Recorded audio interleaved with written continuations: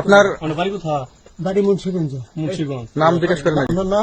আমার নাম বিচারপতি শামসুদ্দিন চৌধুরী মানিক। বিচারপতি শামসুদ্দিন মানিক। মানিককে হাইকোর্টের যে কয়েকদিন আগে একটা উপস্থাপন করছো চ্যানেল আইসি মানিককে চ্যানেলাইতে হ্যাঁ হ্যাঁ, সেই মানিককে নাম হলো বিচারপতি মানিক, বাড়ি মুন্সিগঞ্জ। আপনার পিতার নাম?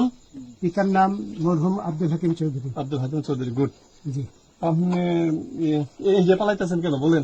ভয়ে পালাইতেছি। কার বইয়ে? আর প্রশাসনের ভয়ে। প্রশাসনের বইয়ে? ওই একটা মেয়ে বলছিলেন যে ইয়ের বাচ্চা দীপ্তি চৌধুরী। ওইটা আমি খবর চাইছি। আমি বলি আপনাকে, আমি এই যে দেখেন, ইয়ে রোগী।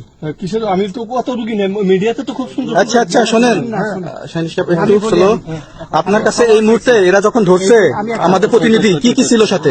আমার সাথে কি কি ছিল এটা বলেন। আমার সাথে ছিল ব্রিটিশ পাসপোর্ট, বাংলা পাসপোর্ট, টাকা টাকা আর কয়টা ই কার্ড, ডেবিট কার্ড আর ইয়ে কার্ড, কি বলে? আমার ভিডিও করতেছ? আচ্ছা, কালকে যে টাকাগুলো ছিল, আজকে কোনো টাকা ছিল সাথে? আজকে ছিল না, আজকে যে কত 40 বাংলাগুলা। হ্যাঁ 40,000। 40 টাকা আজকে আজকে হ্যাঁ, আজকে যেটা কয় টাকা ছিল? দেখেনি? এই দেখেন, ওই দেখেন,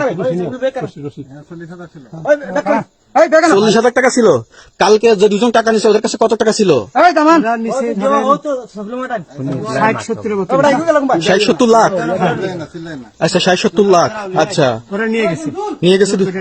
নৌকালাও সাথে নিয়ে নিছে? হ্যাঁ, নৌকালা এবং ওই লোক দুইজন সাথে একসাথে নিছে? না, ওই দুই ছোকরা নিয়েছে।